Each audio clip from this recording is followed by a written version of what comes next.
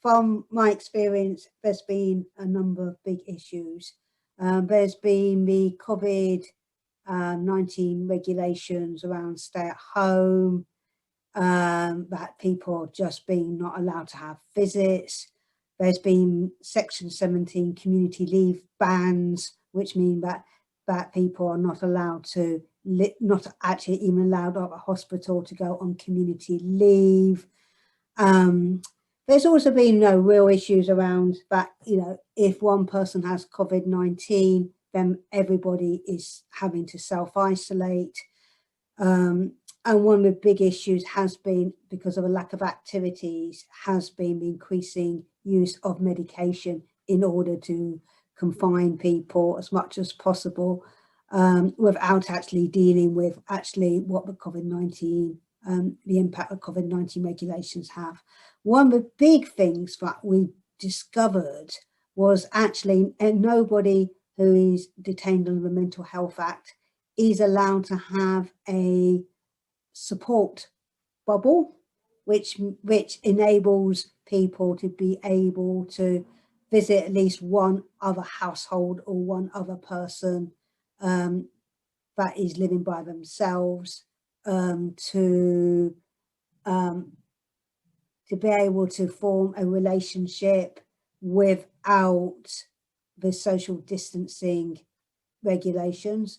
But that seems to be very, which is really important, because, with the support bubbles, you are allowed to go and visit anytime you like. You're allowed to be inside, outside. You can enjoy their company. You don't have to be 2 meters away from each other. You can enjoy a cuddle, which are all really important things that, we all take for granted, but have been taken back, have not been thought about regards to the lockdown regulations, which actually means for a lot of people, they're just not being able to go home as a result of the support bubble arrangements. Also that, if you've got more than one person with COVID-19 positive, then everybody gets community leave taken away from them, which obviously means, that people just not being able to go out, have exercise, being able to at least enjoy the few freedoms that every citizen has underneath those restrictions. And we really mustn't underestimate how much even the limited amount of freedoms we have has an impact on one's well-being. So some people just do not do well in interacting through using remote meetings. And we were in a situation where we couldn't have private meetings. We could have had them face to face, but we couldn't have them remotely because, wait for it, the hospital had other patient data on the same computer. Well, I don't know, 1 year on, rocket science doesn't actually tell you, get a computer with, that just has the software, just has MS Teams, Skype, whatever on there, so people can still maintain that level of privacy that they would have had, otherwise. And the difficulties has been in terms of community care assessments, care placement assessments, where again, a lot of that had to be done, remotely.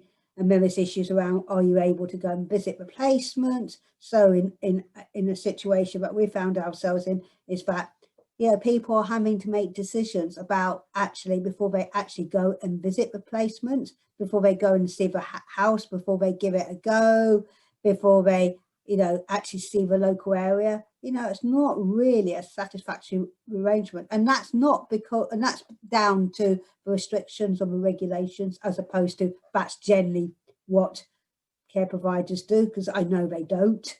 I was in a situation where we were, where I had to report, patients not eating, patients not starving themselves because they weren't allowed to be on their own.